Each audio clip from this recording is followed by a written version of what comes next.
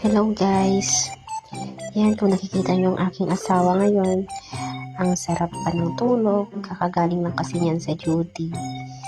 Kaya ngayon, may naiisip ako. Dahil sa kasarapan ng tulog, alam kong unang ipapagawa niyan pagkagising, magpapatimpla ng kape. Kaya ito, charan! Yan mga beauty ay aking nabili. Pero nung buksan ko, hindi ko type yung tsura at malamang hindi ko yan kakasya. Kaya hindi ko na siya ginamit. At alam ko na kung saan ko ito gagamitin. Ay, nako, humanda ka ngayon, asawa ko. Dahil ito ang malupit na gagawin ko pagkising mo. Ayan. So, ayan guys. Kunin na natin ang kanyang paboritong tasa ng kape. Ayan.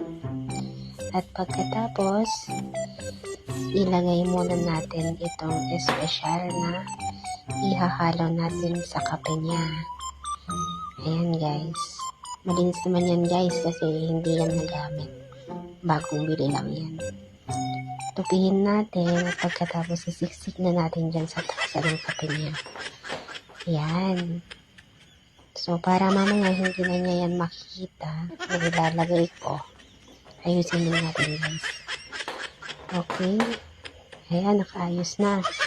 At ibalik natin yan sa lagayan para mamaya timplahan na lang natin yan ang kape niya.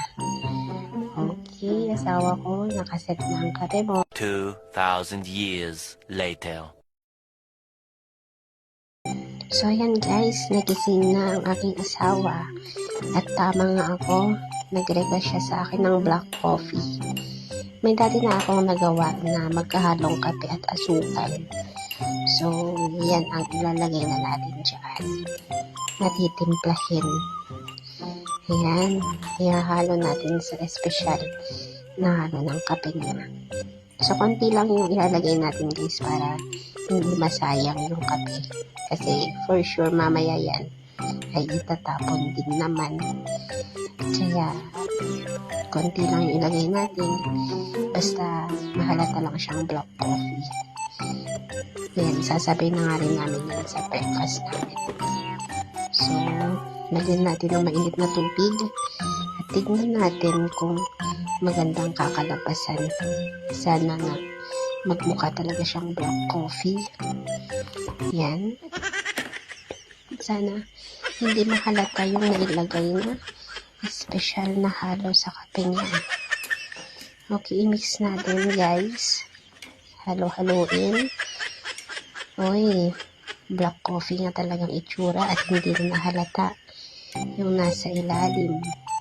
Yan. So, natimpla na ang kanyang kape.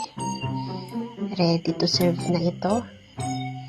Yan, okay na. At tatawagin ko na rin siya nito. At dahil nga sa curious ako sa lasa nito, ewan ko ba at bakit napatikim ako.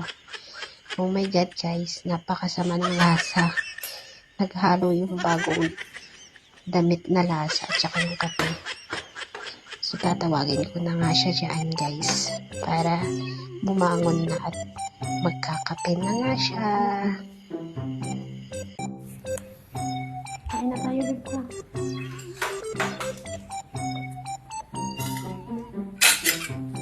Thank you.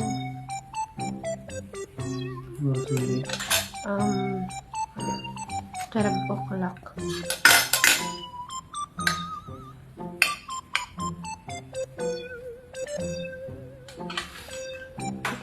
Kape.